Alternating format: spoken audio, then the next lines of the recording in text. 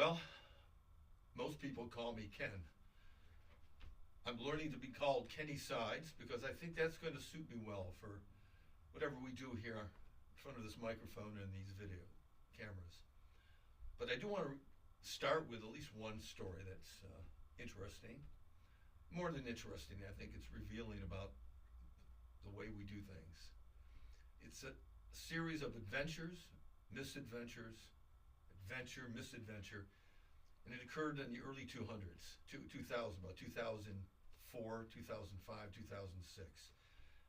My wife Carol and I were on one of probably our second or third trip to Sicily. We were there on a special delegation to the city of Phoenix. And our goal, well, was to be hosted by the city of Catania, which was going to be our ninth, I believe at that time, our ninth sister city.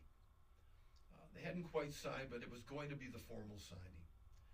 So Carol and I went there and we got hooked up with all the wonderful things that they do for you as part of the delegation. But one day, and Catania is a strange city. It's very confusing. It's very Byzantine. We decided to get out. So I'm driving, and we drove to a place called Siracusa, which is in Sicily, the southeastern corner on the ocean, on the Adriatic Sea of Sicily. We had a good day. We had a great time. We had fun.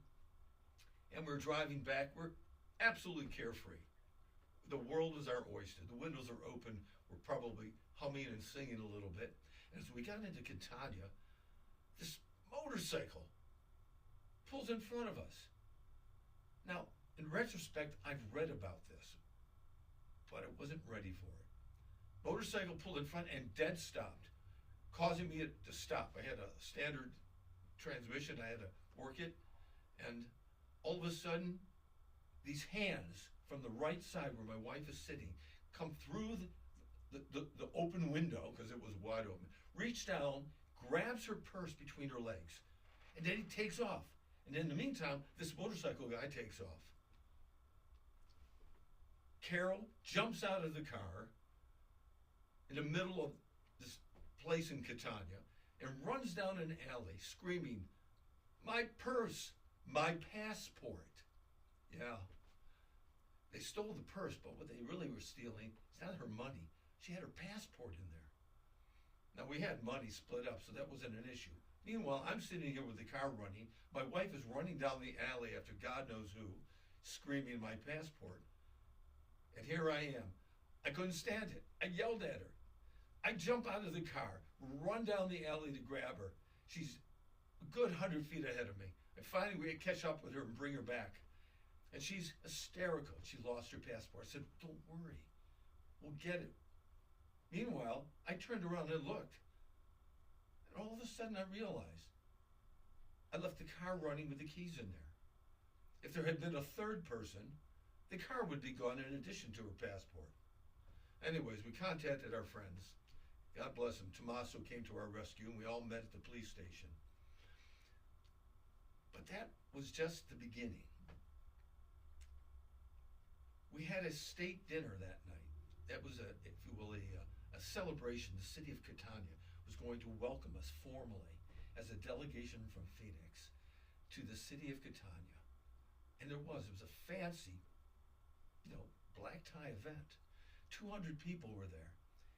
And Carol and I are sitting at a table up front, and there's speakers and the mayor and there's city people. And all of a sudden, I get a tap on my shoulder.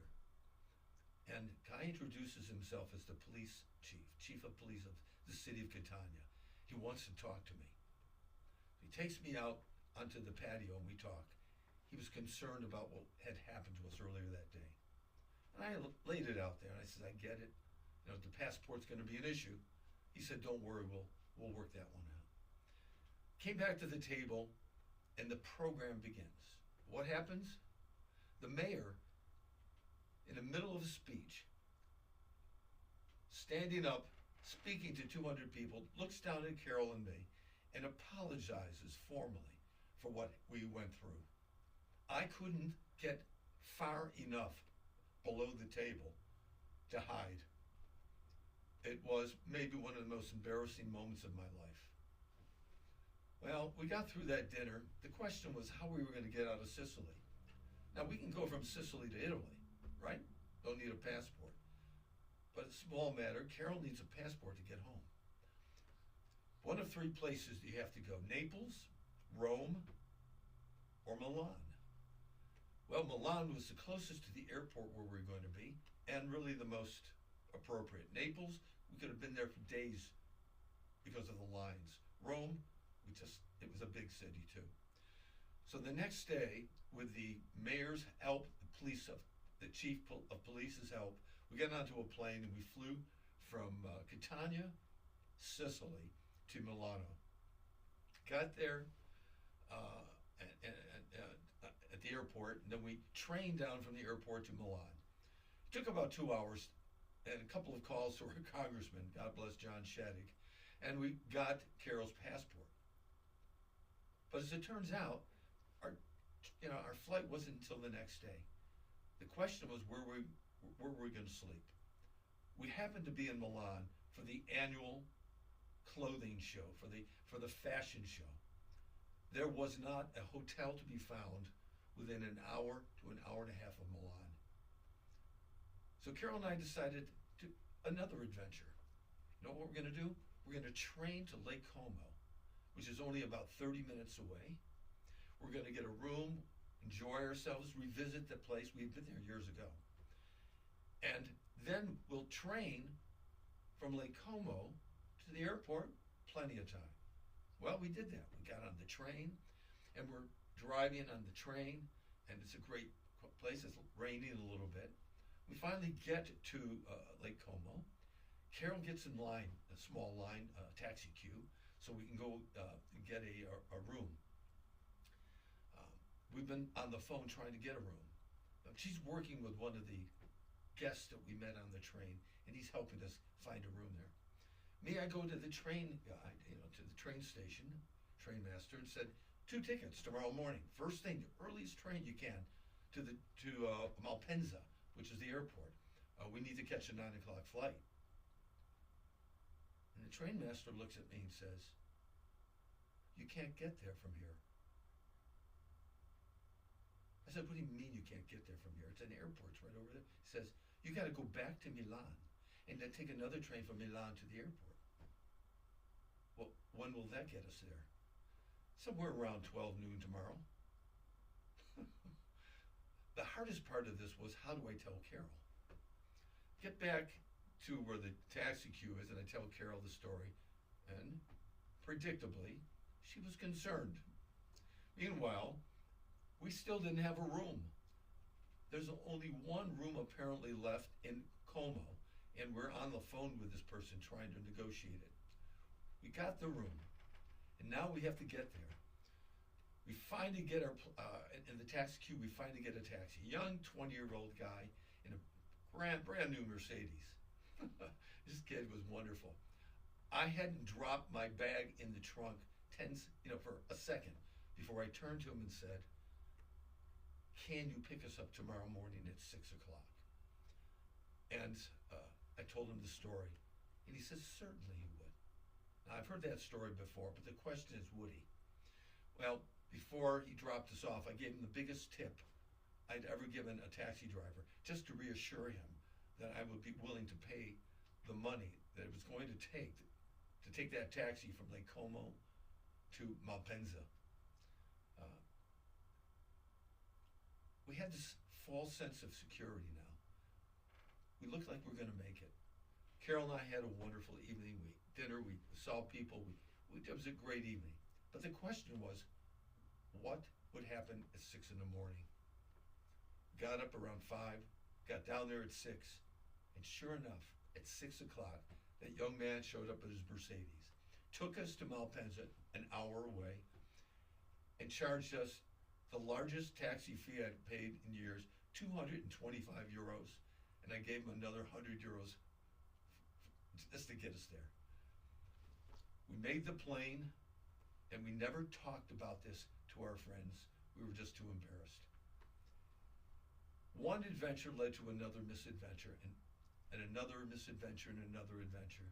But the bottom line is, it's a memory that Carol and I, despite our age, will never forget.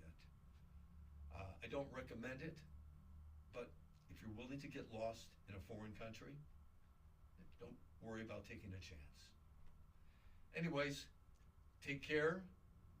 This is one of several boring stories that I have for Kenny Sides and the new podcast system. My new podcast. Ken, say, welcome to my podcast. Oh yeah, I gotta be more proprietary. Yes. Yeah. Okay. All right, say it over. Okay, ready? Anyways, thanks all for listening. Again, welcome to my podcast studio, to my podcast. This is Kenny Sides, wishing you all great stories that can all unfold here at Biltmore Soundscape Studios. Take care, y'all. All right, stay there. Stay there. I'm gonna. Okay, so that shot's good. This shot.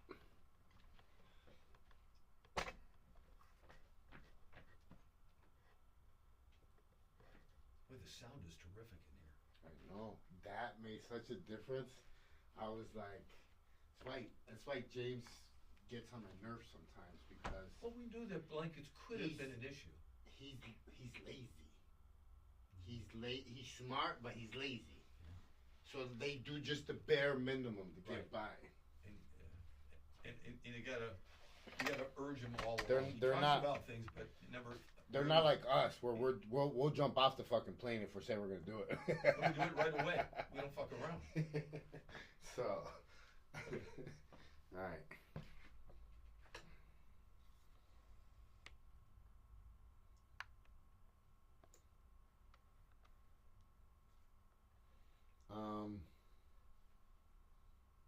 Pulling that sofa just a little bit.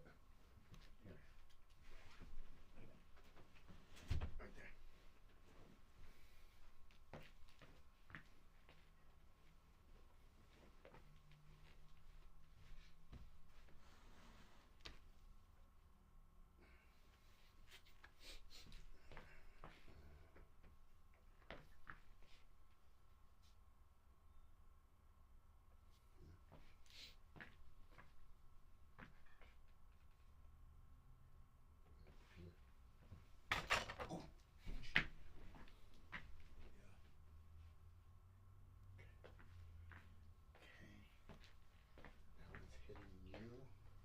That one's hitting you. This one's right here. Now you moved the tripod. You checked the view on that, right? Yeah, So, the okay. view is still good. Okay, cool. This one's on me.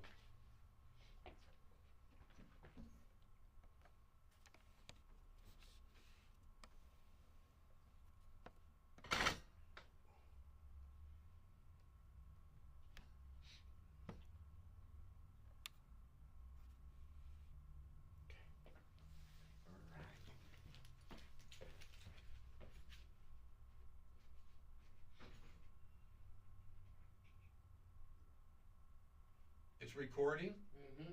Okay. Because I shut it off after yours. No, I didn't. Okay. I just kept that going. All the footage I could get, the best.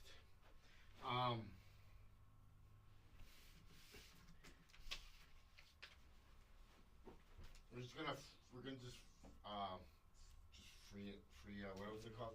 Freestyle it. No topic.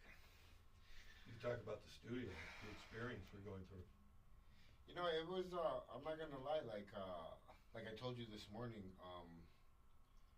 Yeah, I'm a little bit scared, but I would be more scared if I would be doing this with someone else. Does that make any sense? Makes a lot of sense. Everyone asks me, what am I doing? What am I? And then I tell them, well, it's not what I'm doing. It's who I'm doing it with. I said, I would never do this if I hadn't had the background and years of experience with you. If I didn't know how committed you were to this. If I didn't know how much YouTubing you had done. And we're not talking about floating down the salt here. Yeah. It's not so much plunging into the water. It's knowing that you have someone who will pull your butt out of the water if you get in trouble. Right. And I know that about you.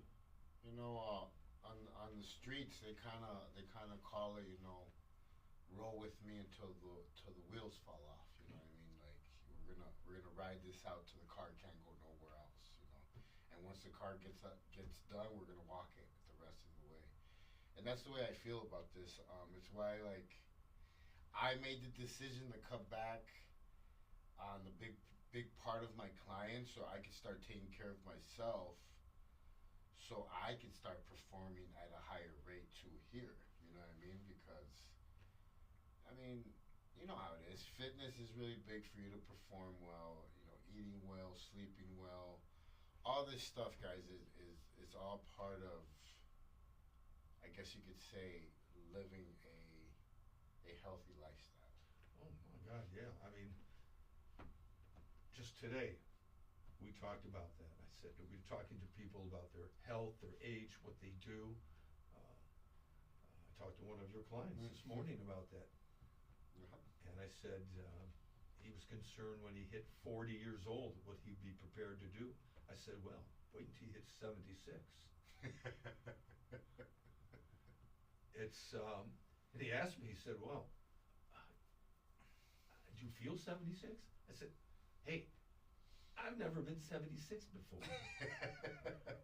I don't know except I know how I feel. Yeah. I don't know how other 76 No, but I love how you answered it. You were like, I mean, I love how I feel right now. I love it. I said, if I knew 40 years ago that I would feel this good at 76, I would have had no fear whatsoever. None. Yeah, but also, like, I always tell people though, like, credit is due though where it's due, and I've seen it firsthand in yourself, your wife, just how everything is like, you guys are not the type that, hey, can I miss today? Or hey, I'm gonna be late. No, like you're there early, you're there all the time. You miss, very rarely do you miss. So like you guys have put in the work to be able to that I guess you could say long-term investment. But let's give credit where credit is due. Let me start with my surgeons. Not the least of all Not was the the guy one. that did my full hip replacement. Let me talk about my favorite surgeon who did my arm, my shoulder. I mean, at least getting to where I am. Well, There's things I can do. There's parts that can be replaced. Well, yeah, I mean, things are gonna wear out. I always tell people, even a car. Like, look at a car. We could compare a car to our body. Right. What are those motor mounts? They wear out. That's like your shoulders and your hips. You know what I mean? If you leave a car parked in a place for years, guess what? It falls apart. So you know, it's there's a lot of things that I guess you could say, yeah, as we get older, 60, 80 years old, you're gonna need some replacement of some things, but medicine is like a whole different. We're in a whole different era of medicine now. I think you walk in and it's like the next day hip replacement. It's not like before. Take this pill. It's not like before where you were down like for a month or something. You know. Not at all. It's totally different. I was up and walking one day, that afternoon actually. That afternoon, I remember I had a walker in the hospital. Truthfully, again, I never had a hip replacement. So when I met you, how long had you had the surgery then? 4 months. 4 months. But I was already 85%, 80 to 85% rehab. I had maxed out on my rehab. I was according to. You were functional. That's I was what they functional. call it. Yeah. But it wasn't right. I wasn't happy. You made me happy. Going from 80 to 100%. I was really 100% a year later after we worked. And that's what we did the first year. Yeah. 9 months to a year. You got me in shape, cardio-wise, health-wise. You rehabbed me up to better than 100%. You know, I was just talking to one of my clients about this today, and it's everybody always asks me what my training technique is, and I always tell people, we do the same thing over and over and over and over again, because I believe that once your body learns that exercise, it becomes a professional at doing that exercise.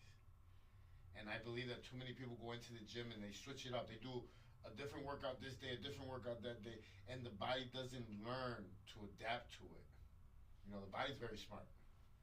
And all the books I've read, that's what I believe, and that's how we were able to take you from running with a limp to, like, I think now your hip replacement side is better than your real side. Oh, my left hip is the strong hip. It's great, and that's with 2 torn meniscus in my knee. I mean, I shouldn't brag on it because tomorrow, who knows? But man, I'm in the best shape as far as I'm concerned in my life right now. Weight, health, tone. We've learned as we've gone. I mean, we've been together for what, 7 years now. Long time. And we've learned as we've progressed. You've gotten stronger. You've gotten leaner. I mean, there's some videos where you look like a UFC fighter. You know what I mean? In the garage. You were taking your diet was super serious back then. You were competing.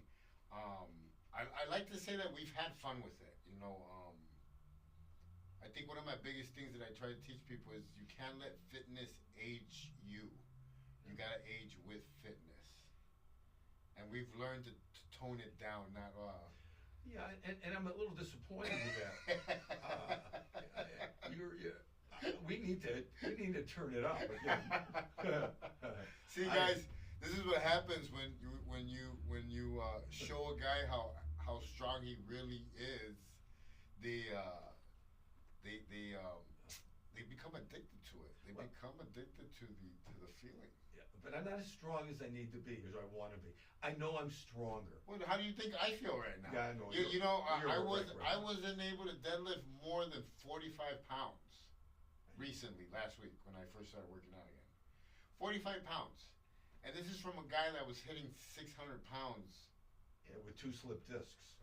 But what I'm saying is that now things have to change in order for me to I guess keep progressing in this lifestyle. We absolutely do, but we're going to turn it up, maybe in a different direction. Yeah, of course, healthier. But like you said this morning, we finally did about 3/4 of a workout. Yeah. Because for the last 3 weeks that we've started to get back, and it's only been. Well, we had to ease you in also because you were out for, what, 3 months? Every bit of that. 3.5 to almost 4 months. Yeah. And people don't realize you lose it a lot faster than what you think.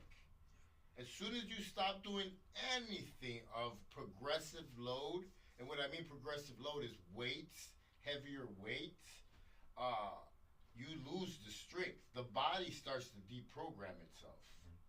You know, and it's a little mind, like it messes up your mind because you go in there and you're like, holy cow, you know, I was doing this for breakfast the other not too long ago, and now I'm struggling. But it also takes you about 30 days to get back into the groove of things again. Well, let's go. You know, I'm ready. Well, we're progressing today.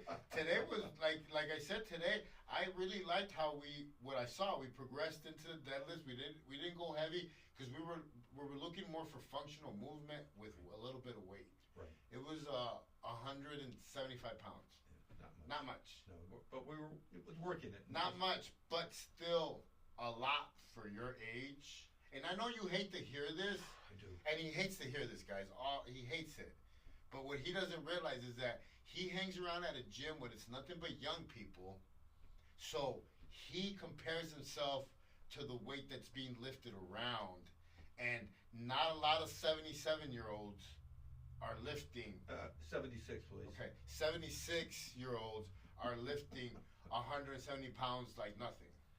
Yeah, well, it is like nothing right now, but it's because you've trained me well and we took it slowly. And I seen it on your face. You wanted to lift more. That's why you were like, oh, it's light, man, it's light.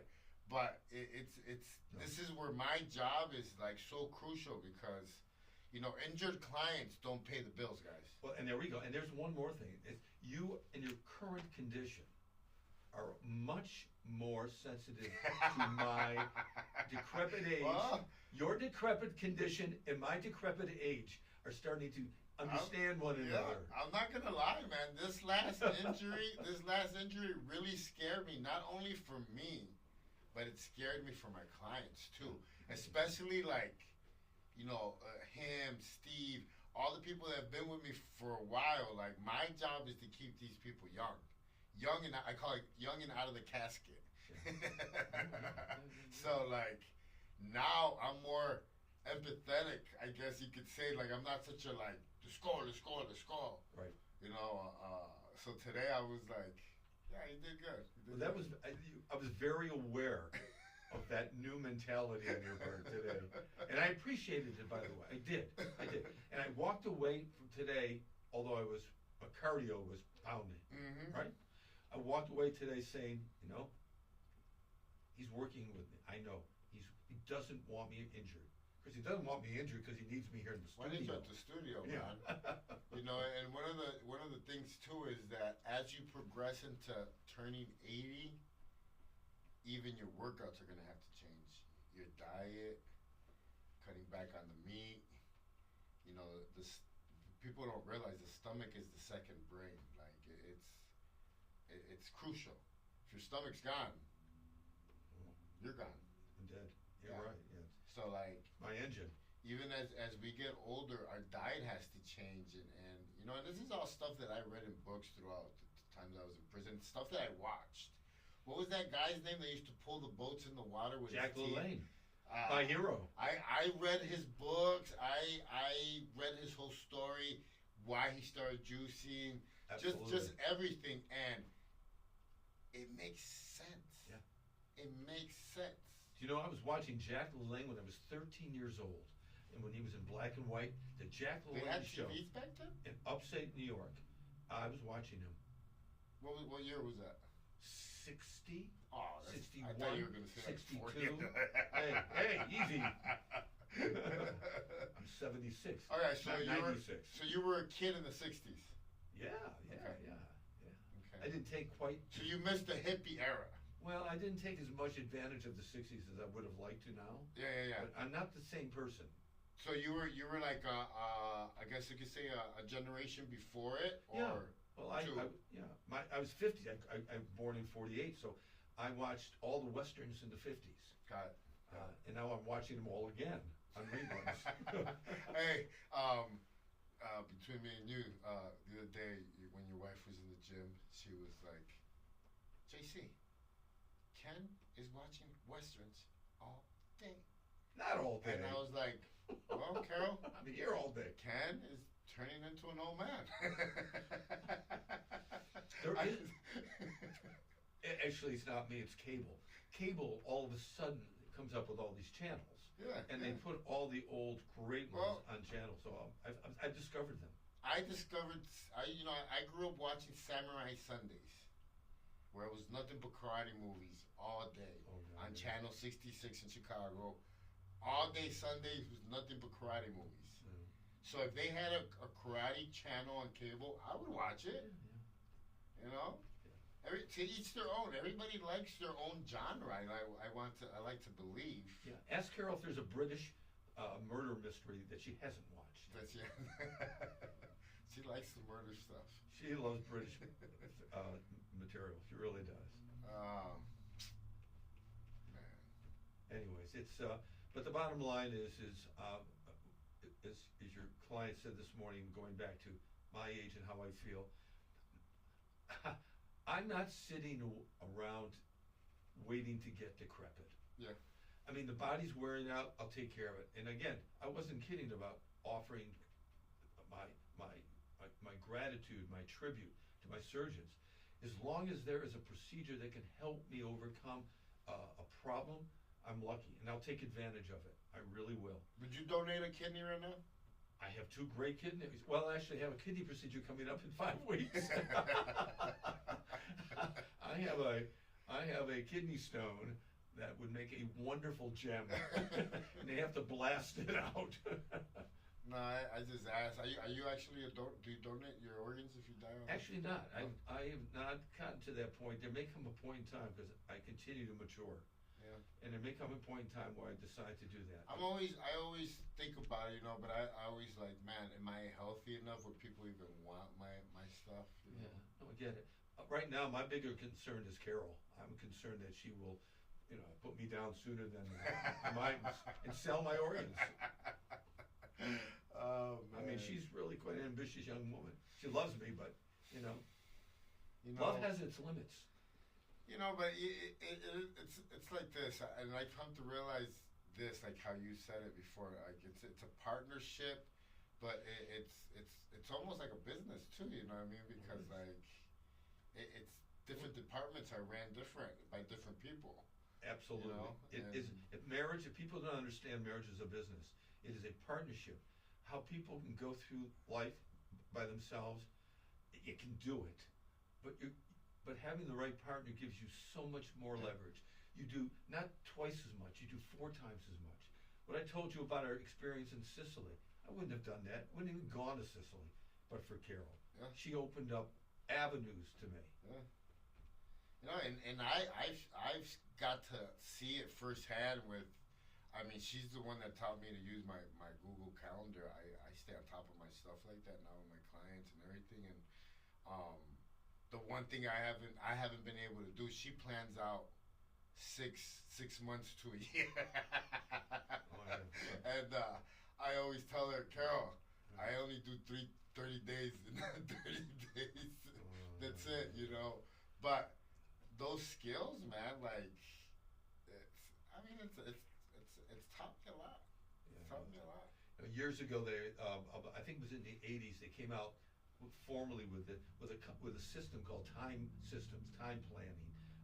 Forget the exact name of it, but it was all designed to make you constantly aware of your time and plan.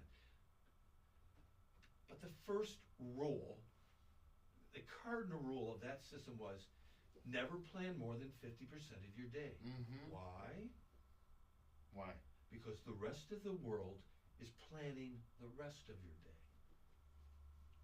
And if you plan all your day, there's no room for the rest of the world. Wow.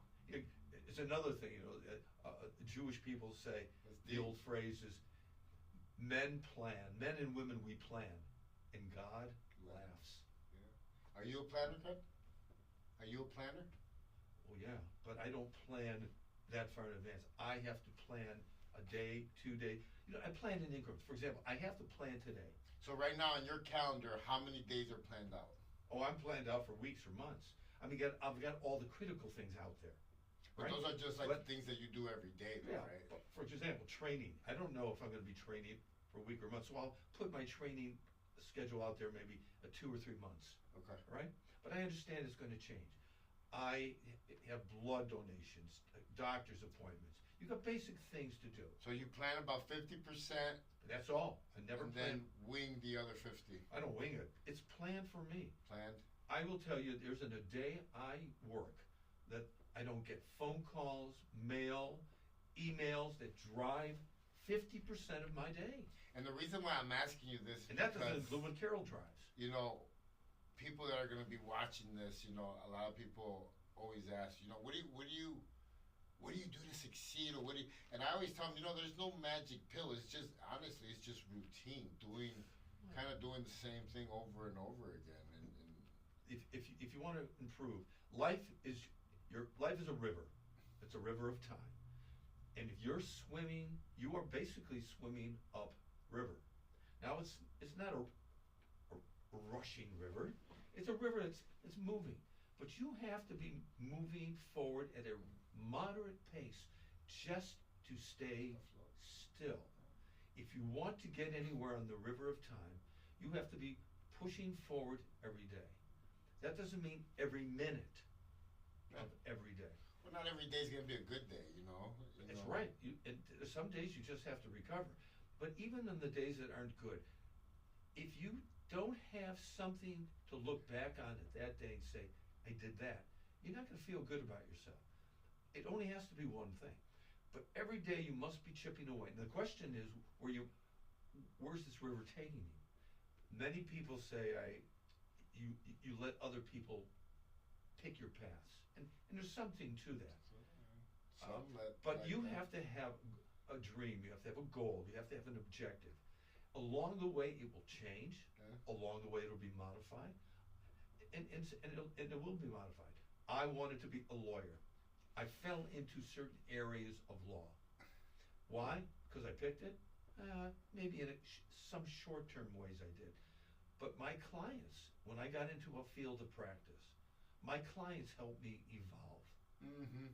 Events, other lawyers, other events in the world. Everything affects your evolution. Yeah. It's funny that you say that. It's funny that you say that because when I first came home, my, I guess, purpose, goal, whatever it was very selfless. It was for me. me, famous, me make money, me drive fast cars, gold chains, me. And you guys have heard me say this story. Slowly, I started building a client base of Jewish people that started slowly becoming like part of my family, and some of them were, Orthodox or but all Jewish, and I have to believe that because these are really, really good people. Well, it's because you look so Jewish. I look completely different to all of them, trust me. But I have to believe that because I surrounded myself with really good people, I started to change and evolve, like you said, and now everything that feeds my soul is actually selfless. Like, I enjoy going to the prisons. And I always tell people, a lot of people don't know this, all my clients were the ones that paid for all my first trips to all the first prisons, all the first stuff that I started doing. All my clients paid for all that stuff. Like, I didn't have the money to do it, But I evolved and I started to become a different person. And that's the next thing I wanted to talk to you about. I wanted to ask you, the JC that you remember walking into your house that night 7 years ago. Because I was terrified. Here I was going to these rich white people's house. It was gated community. We're not that rich. In my eyes, fresh out of prison. I was hungry, guys. I was hungry. I was ready. And I remember my client Steve saying, "Hey, I got some really good people for you." He's like, "Do you have the time? Do you have, And I was like, "Bring it on, man. I need money. I need to work. Bring it on." And he gave me all the details. And my first question to him was, "Are these Jewish people?" And this is not offending nobody, guys. This is just me, no education, just a lot of stuff that I didn't know. I asked him, "Are these Jewish people like you, or are they different?" And what I meant by that is Steve is the nicest guy ever. Like, I don't think I've ever seen Steve mad. Never judged me. I told my whole story, didn't even blink after I told my whole story. And he's like, "You're going to love them." So I remember getting there, being so afraid, but knowing that I needed this so much. Everyone needs a support network. We talked about having a partner in life, married or a significant other. But that aside, or in addition to that, we all need a support network. Otherwise, we're faced with survival on our own every day. And so you have to be selfish. You have to be self-centered when you're alone. Otherwise, no one's going to take care of you but you. But as you develop that support network, all of a sudden there's room for other people, because you're secure in knowing that your support network will help you move along a path that you've chosen. And that's what you have. Over the years, you have worked towards a path that you are confident, still nervous about, but confident will serve your needs, your security, your future. But now you have time, in addition to be the kind of person you want, to reach out and help others. And that makes you not just a better person, it makes you the person you want to be. And that you are. Because there are people who are always selfish, who never stop thinking about themselves, no matter what their network. You're not that kind of person. I remember because I didn't have a car when I first started training you guys, and Carol, I think Carol was the first one in the morning, and you were after her. When you guys first started, you guys were back to back. And I remember not saying nothing. I didn't say nothing the first few times.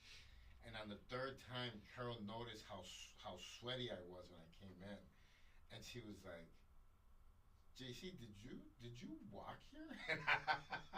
And I was like, "Yeah." And she's like, "Oh my God!" And she took out her phone because I guess she was checking like from the gym to your house. I think it was 3 miles. It was more than that. Way more than that. And she's like, "So you've been walking here and walking back?" And I was like, "Yeah." And she's like, she was so like hurt. So that's the first time that like I realized that I actually was gonna have a team now to I guess you could say perform. I was gonna be able to do something. I remember getting me a Uber, a Lyft, and she was like, "No, you're not." And after that, you guys started coming to the gym. But those are the small little steps, the small little things that started happening in my life, where like I started to realize that I was not only building a relationship with my clients, but I was building my family, man. I was actually building my own family. I was building my own team. There's very few people I would go to jail for, and you guys are some of the people that I would go to jail for. Well, I'm glad you brought that up. There's this warrant. Yeah. Yes, it's. I think you see that everywhere. There's a lot of distress out there. Some people are so resigned. People on the street, they're not distressed. Most of them are just resigned. They're by themselves. They're going to live what lives they can't survive, and that's just the way it's going to be. Others are just sick and just not mentally capable of understanding what they're going through.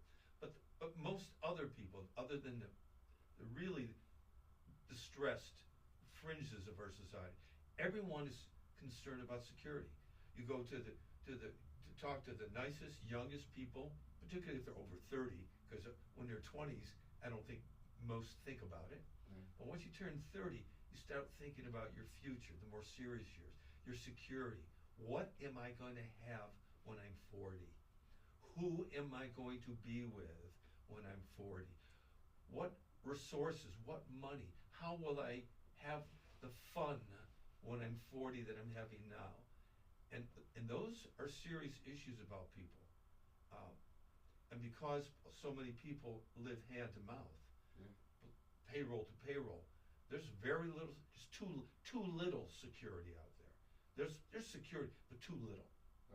And the government can't be the answer to it. No. It has to be a collective.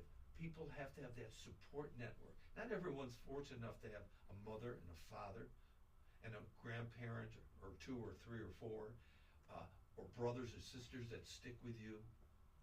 Not many people have that anymore. They have brothers and sisters. They may have had a father. They certainly had a mother, but too often they're just estranged. It's scientifically proven now that people want dogs more than kids. Yeah, no, probably true. That's true in our household, though, by the way. I love my boys, but we don't want any more children. We want dogs. But you going back to the question, you have seen the transition that I've gone through. You've seen the crazy relationships. Oh yeah.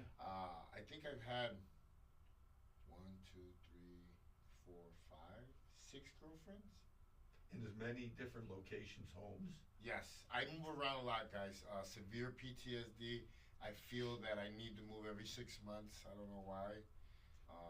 It is what it is. Some people will understand me, some people won't. You know, one of the things that I'm not gonna say I hate it. I don't like when people tell me we have the same story,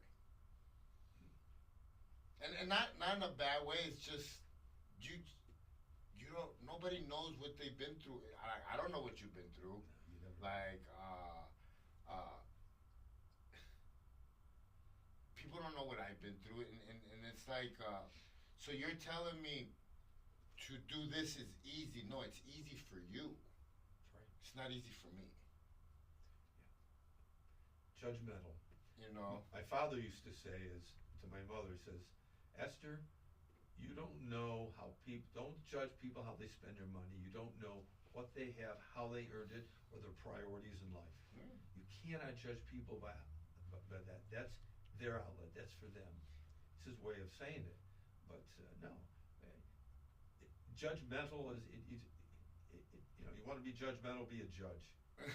You know, go to law school, get appointed to a judgeship, and be go out there and judge people. But that's your job. That was one of the biggest things that I was having. Like even if I mean we're talking about money, even learning to budget, everybody was like, "Well, you should know how to do that. You should know how to budget, JC." And I'm like, I don't remember having to budget being a drug dealer. No. Like I never even remember being stressed out over bills. You mean the cartel never gave you a budget? They didn't give you an expense account? No. Oh. No, you didn't have to produce receipts? No. Wow. So, you know, me being so like, I guess you could say overwhelmed with learning how to not spend money that I what do they call it? Spend money that you don't have. Oh, you mean like the government? The people in Washington, they spend everyone else's money, not theirs. But you know, small stuff like that, man. We can't judge a person because we really don't know what they've been through. You know.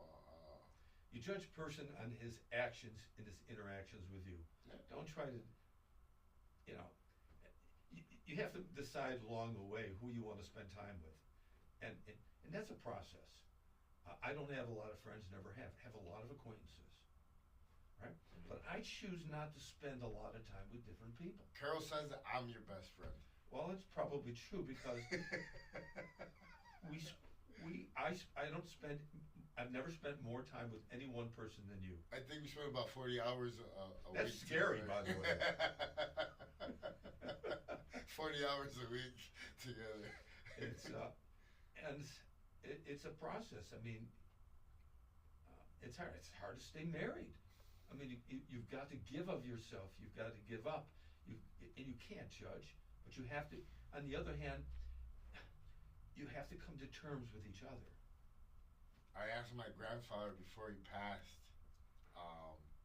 because my grandfather was really into boxing and soccer games from Europe. Yeah. My grandma was really into soap operas, you know, the long-term ones that last a year on TV.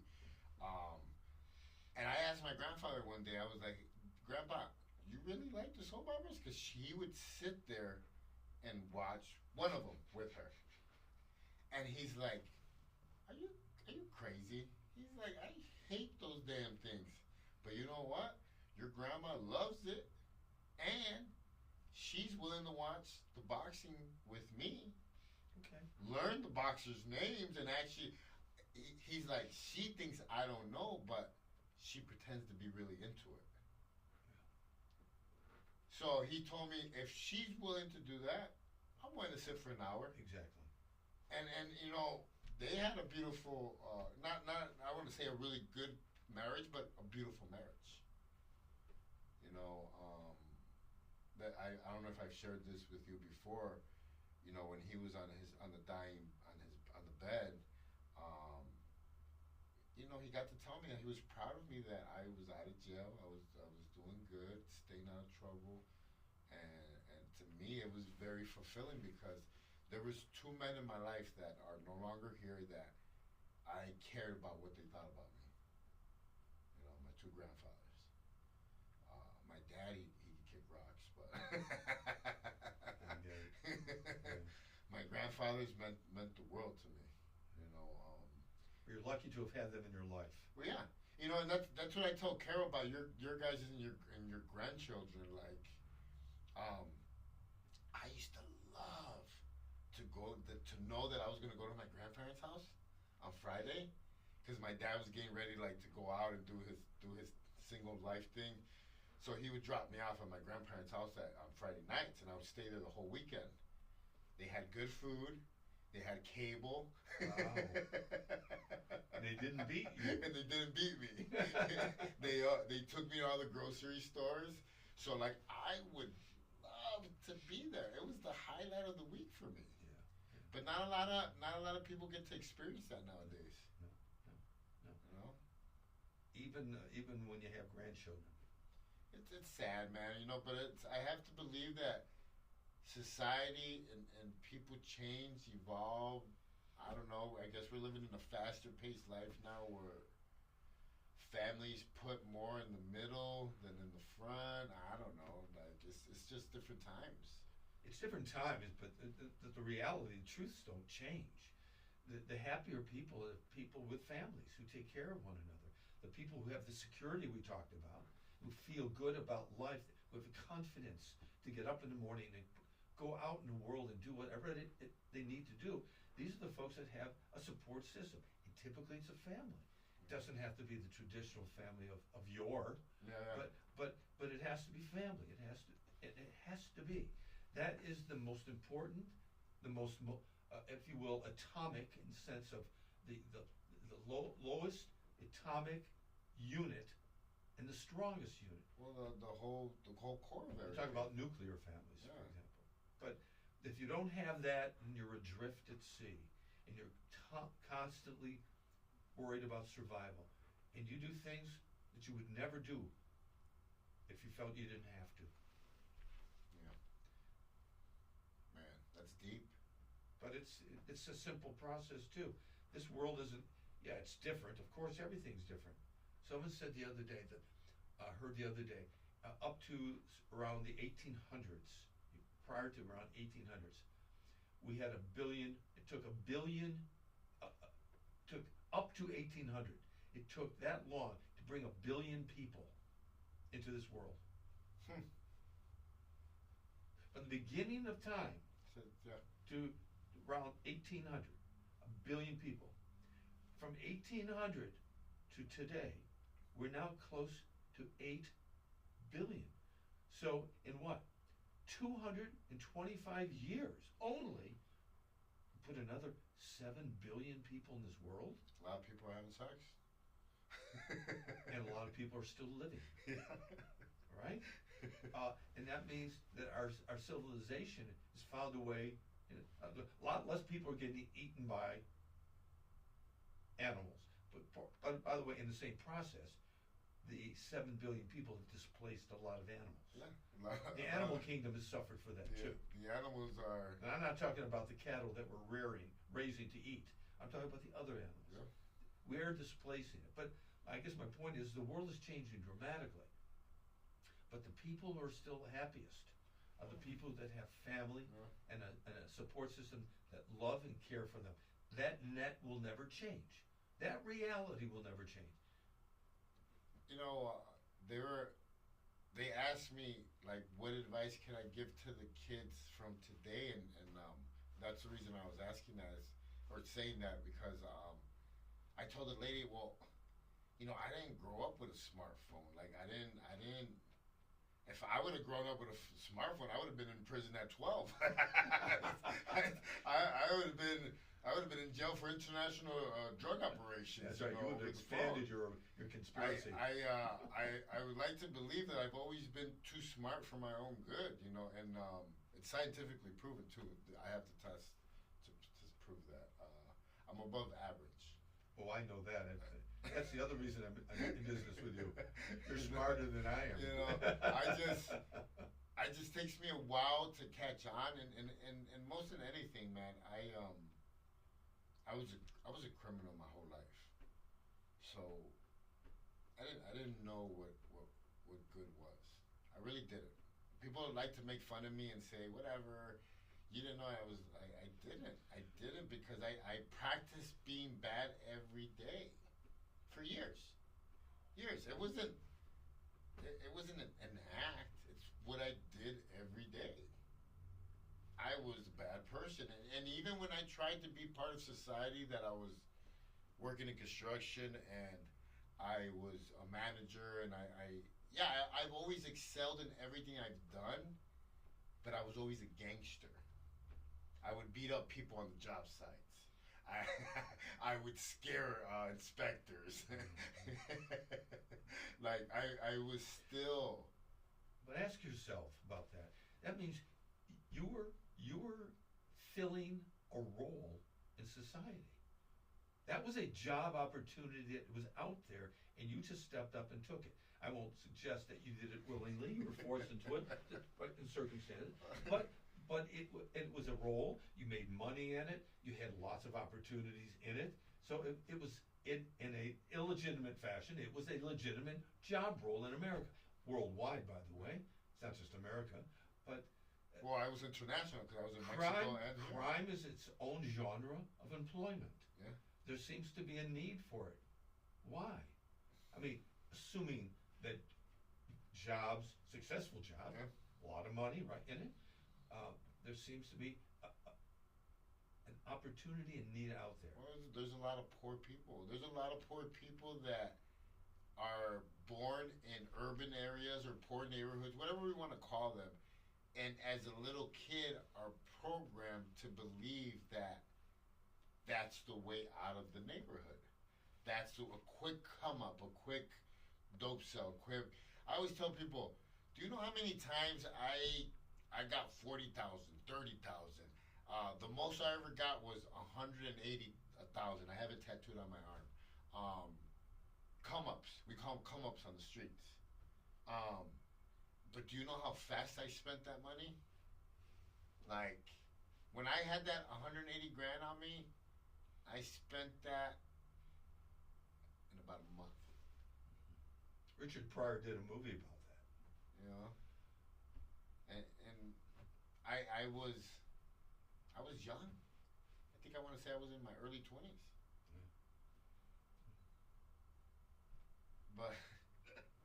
But one thing I realized is that it took me 40 years to unlearn, and I still fail, man. You know, you see me, Ken. You're the one that I think I've been the most transparent with in the whole 6-7 years that I've been out of prison, because there's people in my life that I have to watch what I say and watch who I am, because I am I'm a little crazy, man. I'm not gonna sit here and lie or try to sugarcoat it, or I lose. What is it called? You get off the rocker or whatever. Yeah. I fly off the rocker. Well, the old cheese slips off the biscuit. And you know, you're one of the persons that has got to see that the most, more than Steve. And I have to believe, because we spent a lot of time together. You think? I think so. Look, we choose to do that, and it's, you know, sometimes not terribly, I don't say productive, to try to understand why. Sometimes, if it feels good, you feel it feels right, you're going in a direction that you both believe is important. Yeah. That's all that counts. And you make mistakes along the way, but as long as the two of you continue to care about an important direction, and you're, you know, for the most part, good to each other, you serve each other's interests, you're not using each other in the worst of ways. We all use each other in some respect. Everything's an interaction. I mean, but we don't, there's a tendency to believe that it evens out, you know? As long as you feel that way about a relationship, that's how relationships develop. They're overlapping, they're going in the right direction. You're moving up that river together every day. Sometimes one's pushing to the right, someone's pushing to the left bank. But for the most part, you're moving forward up that together, and you look at each other and you say, yeah, we're going in the right direction. Let's keep going. Hey, but to everybody watching, do you think I'm a crazy ass? Yes. and I'm grateful for that. Guys, if there could only be a camera in the interactions, I mean, I remember nah, I remember every time. It's just embarrassing to remember. That's what it is. Like the day that I called you in the garage, that I was pissed about something that had to do with money. Well, there are so many of them. Which day are we talking about? And I was like, I'll meet you in the garage when you get here. But so me coming from the streets where I grew up and how I grew up, I interacted with a lot of my friends. Dean will be watching this. Ernie will be watching this. These are guys that I grew up with that I've gotten into like knuckle fights with, and you know, to this day they're still my best friends. I believe that when it's two healthy males, healthy, I say because an unhealthy male would not be able to apologize or receive an apology from the other. I agree. So two healthy males are able to get into a dispute, and if they're really friends, they're able to. It works out. Hug it out and say, "Hey, bro, this just made us closer." There's just some relationships and issues that are bigger than everything. Yeah. But it takes a commitment. It takes also a recognition by both parties that there is something bigger than this last fight. Yeah. You were pissed this last one we had. You were pissed. Well, I fell off the fucking rack. Yeah, but you got to get pissed. You know, it's important. But then you got to get over it. You know, but still, though, I feel so embarrassed when I lose it like that because I know that it's not normal. I know it. And it makes me so embarrassed because, you know, I realize, well, one, how much stuff I've been through, my childhood, everything, the prison, just everything in general. But it also reminds me how crazy I am. Yeah. You know, crazy is a matter of perspective. There's all kinds of crazy out there. But there can be crazy to do the right thing. It takes crazy to make the world a little better. It takes crazy to do different things. It takes crazy to get from point A to B when no one else has been willing to go there. This whole country, this whole world has had crazy people who've led it to a lot of success. A lot of crazies fall out along the way. Yeah. But the norm doesn't get us anywhere in this world. It gets work done. It gets things done. We do tasks every day. But to get over the hump, to create new things, to take people further along, to make things better, it takes a crazy leader, because that's what people say about those kinds of leaders. This person's crazy. And those, take a look at any one of this person, this president, this leader, this whoever it might be. Thank God for crazy. Thank God for the Joker. Well, I don't know. The Joker and the Batman. Yeah. The good news about the Joker is at least you get to know what crazy it is that you don't want. Yeah. And that's, I guess, and it leads me to believe that in this world we have crazy left, crazy right, but it's the crazy left and crazy right that lets all the rest of us live in the middle together. Yes. That's deep. But it still takes a crazy to move sometimes forward. Society, people, we get stuck in a rut. We go back to the river. We're in this river. We're just hanging in there. We're just basically not moving. We're barely keeping up with things. We're in a place where we're going nowhere. How do we get out? Sometimes it takes a crazy ass idea and a crazy ass person to move people off that dime. Sometimes you just got to get out of the river and get off to a bank and rest. Sometimes you just, but some people doing the same thing every day, not thinking, stay there in the river and just until they can't stay anymore, and they start falling backward and backward, or worse. It takes maybe crazy is not the best way to do it, but I think crazy is because it takes someone out of the norm to change things, to move things along. And that's what we're doing here. How we do it makes you crazier, maybe less crazy than others, but it's a kind of crazy that moves us society along. Really I just came from the psychiatrist's office that's helping me build the Wrong to Strong reentry program for the prisons, and the psychiatrist that works with me, we were sitting down going over some of the exercises and classes and stuff like that, and she looks at me and she's like, "We're gonna get a lot of kickback from this," and I'm like, "Yup, but they're gonna say this is crazy." He doesn't mean money kickback. Nah. Not that kind of kickback. Nah, we wish. But they're gonna say this is crazy, but it's gonna work, and it's because it's real, it's authentic. I'm trying to say that word, authentic. But there will people who will say when they look at that, that's crazy, man.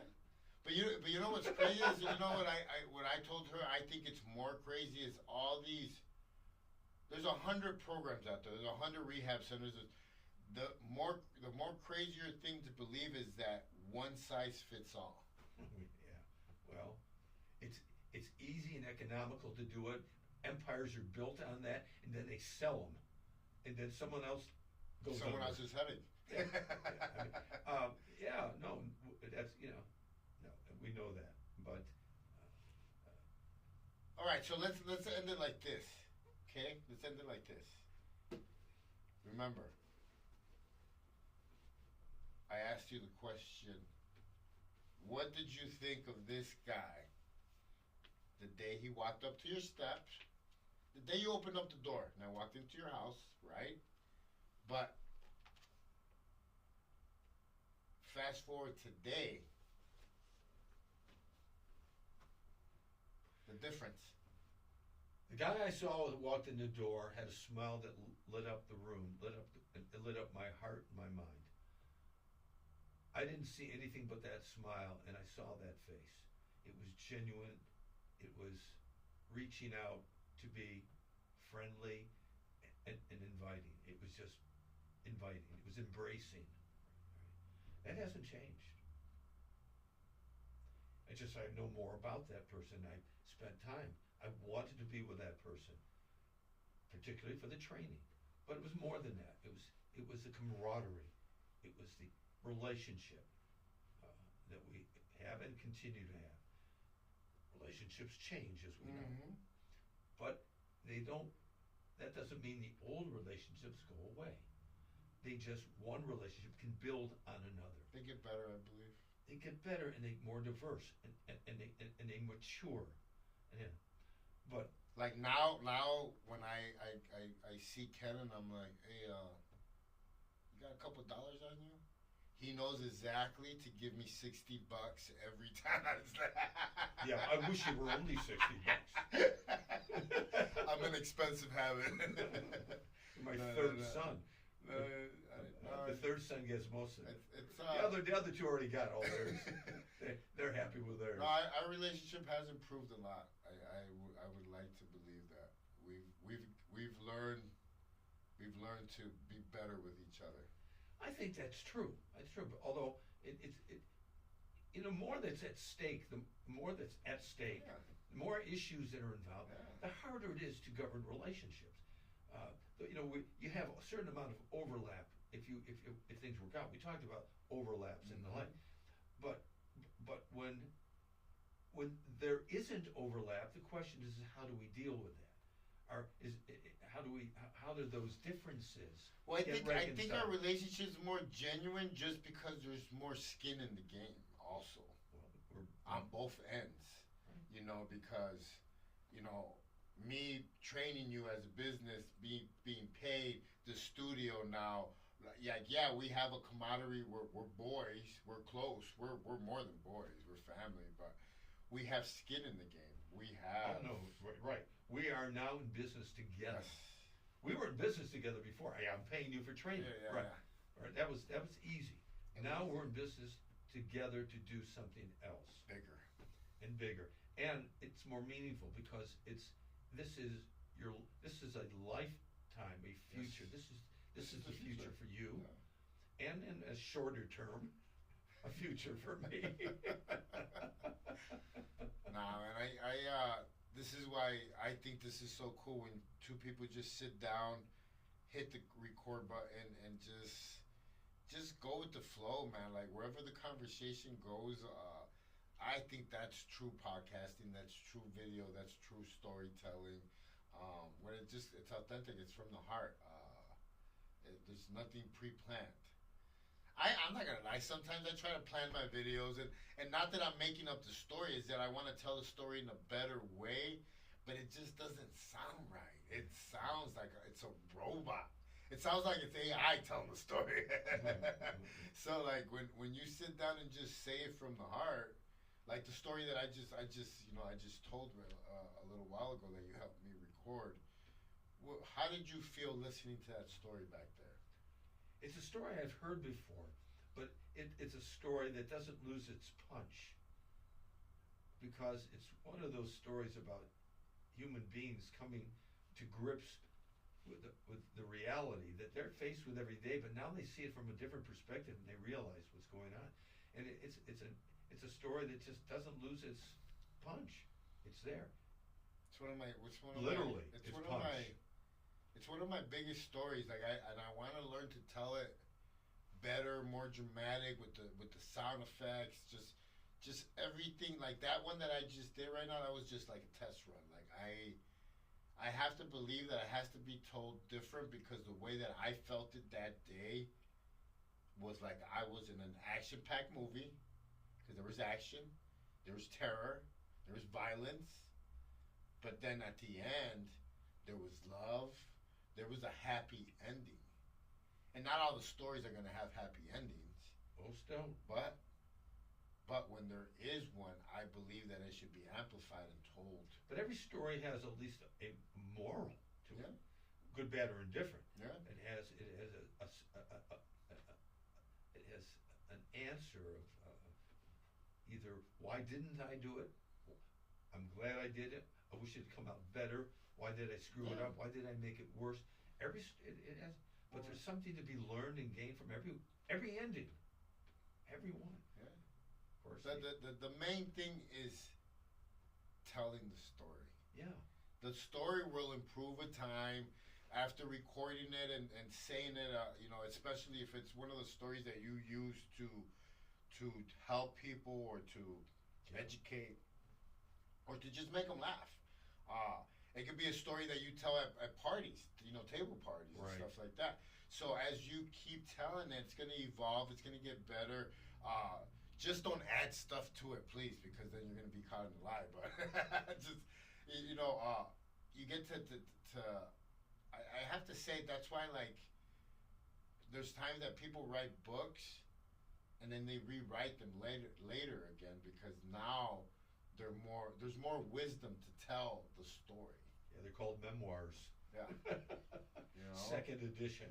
That's why I think that once you get really into groove of things, I was just telling Jason earlier about your stamp collection, and I was like, if he could see that stamp collection on video, he would understand like how powerful this could be, video, audio, like what you do today with editing, all that stuff, because now you have the stamp on a bigger, like, I guess you could say on a bigger platform. Mm-hmm. That's a good way to put it. And now you're able to tell the story on a more visual and audio way. Like, let's just say you're talking about a stamp that was created for World War II. Now you have explosions in the background as you're telling the story of the stamp and how it's produced, and it's your voice over all these pictures. I mean, man, that's, and I mean, think about it. That's what we grew up watching, like the History Channel, Right. stuff where they're telling us the story, and we were stuck glued to the TV because we're listening. Now we get to do that Right. with Right. our stories. Exactly. How cool is that? Funny you should say that. The one World War II stamp that comes to mind is one of the series in 1948. It was reproduced in the 1990s. In the 1990s, the USPS, United States Postal Service, they did a series of the World War II. So in 91, they did 1941. They did a 50-year anniversary. In 1995, they put out stamps commemorating the bombing of Hiroshima and Nagasaki. And there's a special series of stamps along that line that ended the war in the Pacific. And what I did, among other things in there, is I put a colored photo of an atomic bomb, an explosion, in with my stamps. So you could get a feeling and an impact of what brought World War II in the Pacific.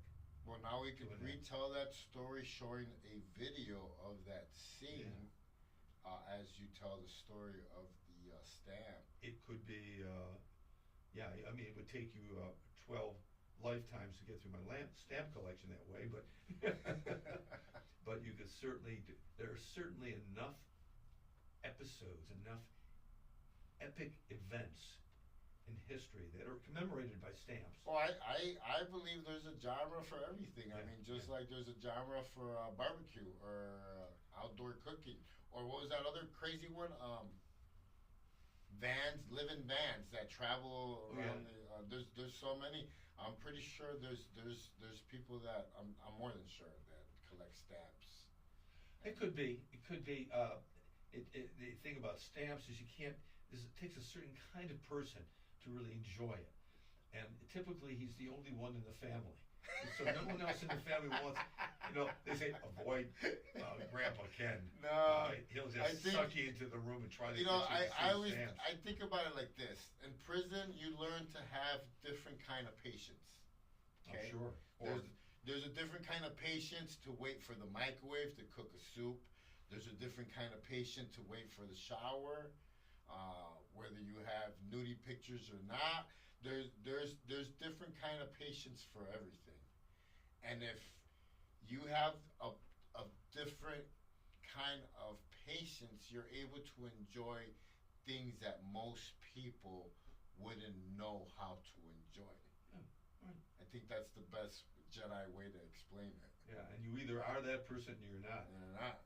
I don't know anyone in my adopted family who had any interest in that. But in my biological family, turns out I have a great-grandfather on the maternal side who was an enormously avid stamp collector. Okay. And he actually had his philatelic certificate. He was one of the first when the Philatelic Society of the United States started in the early 20th century. Mm-hmm. He got a certificate, and I have his certificate down in my stamp collection. Can I be honest?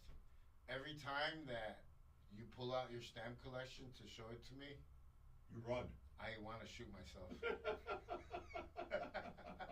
I just listen because you're my friend. I haven't got a prison series yet, but I'm working on it. Ooh, that's a good one. I'm looking for a prison series. Prison series stamp collection. Yeah. Then you'll have my attention. I'm sure. Then you'll have my attention. Hey guys, leave your comments, request any stamp that you guys are interested in. Let's see if we can give this guy some homework or just something to do. Oh gosh, something to do. That's pretty cool. But I was forced into learning different kind of patience when I was put in segregation.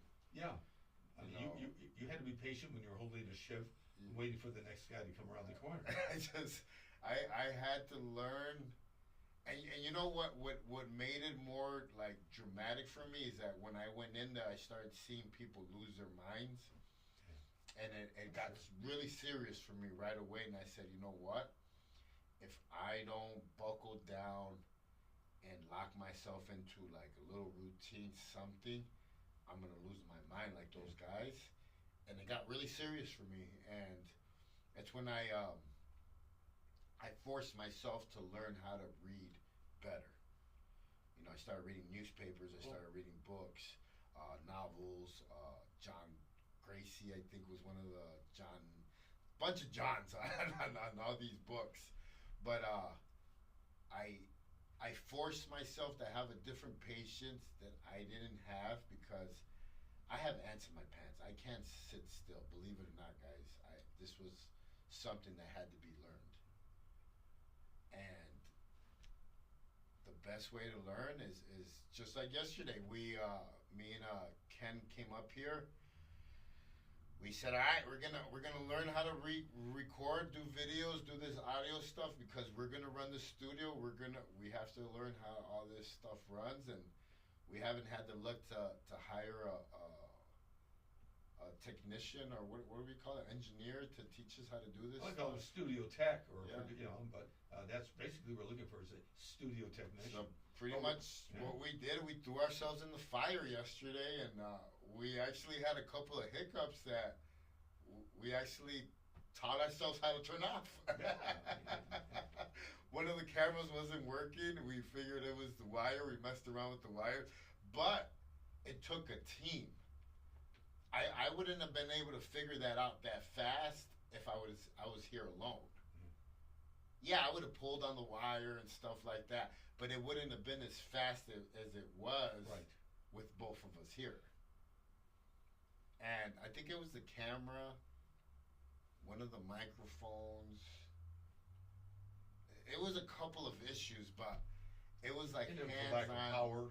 Yeah, hands-on training. Training. That is the way this studio is going to really do well. I remember just starting, in even the 42 years I had my collection practice, every year got better. More experience, more trouble, more problem efficient. Solving, everything. And we tooled up. You tooled up. You got better.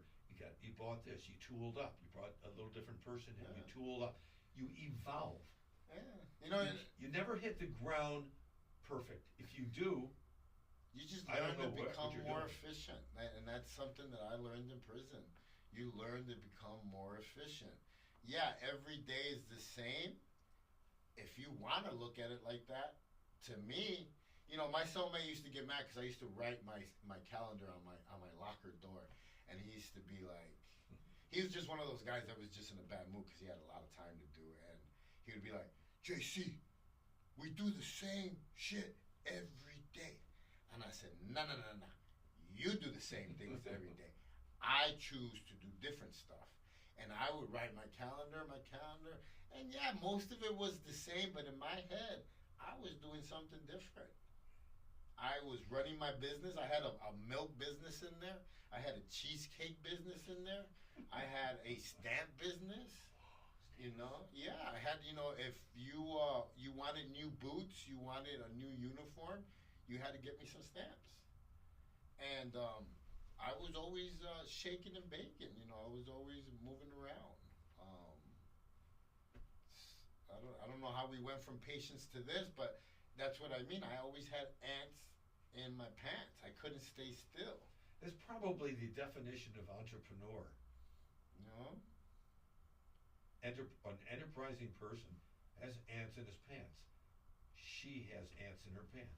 It's what drives entrepreneurs. They can't stand it. They've got to be doing things. They've got to go forward. These are the people that are in that water. They don't know how to swim great, but they know they're going that way, and they're moving their arms and kicking their feet, and they're passing everyone in that stream. Yeah. Why do you think I told you when I started training that I did not want to be one of those old trainers at the gym still training people? And I'm not saying that for anybody to feel bad Like, if that's what you love to do and that's what you're going to do for the rest of your life, kudos.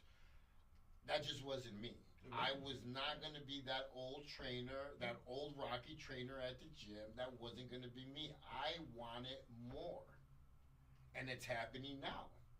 That's why, yeah, it's scary to make that leap of faith, cut people off and spend more time here, even though it's we're just in the brinks of opening. But I want more. Right. And I'm willing to sacrifice. I don't care if I have to sleep in that bathroom. I've done it before. My first gym that I opened up. Not my good bathroom. You're not the say. bad one. The bad one. But I'm going to demo it first so you have more room. That old mattress. This is not the first time I sacrificed. I've been sacrificing my whole life. The first gym I opened up on Thomas and right next to the Home Depot, I think it's 24th Street. It was an abortion clinic before we demoed it and knocked all the walls down. And one of the rooms in the gym was my room to sleep in. It was the most horrible 4 months of my life because we didn't have no AC. It was hot. None of the girls would like to come over there because they looked like a ghost house. But a sacrifice had to be made to be an entrepreneur. Yeah. And I made it. Yeah. That's why you have evolved to where you are now, because you know you are now on the right course of your entrepreneurship, if you will. This is we've talked about. This is your hub. This will give you the opportunity to do all the things you want to do indefinitely. Mm-hmm. You don't have to worry about lifting 500 pounds. This connects all the dots to everything else: the prison work, the ranch, the program. This connects the dots to everything because this gets the word out to everybody. Connects you to your church. Yeah, everything. And that's why you're here. Man, this is good. How long did we record? I think Too long. We've bored everyone. Right, Everyone's asleep. That's it. All right. That was good. And very therapeutic, I might add. Hey, if I told you today I love you? Yeah. I hate to tell you I love you too. Well, these cameras are off. Which one? I'm kidding. No.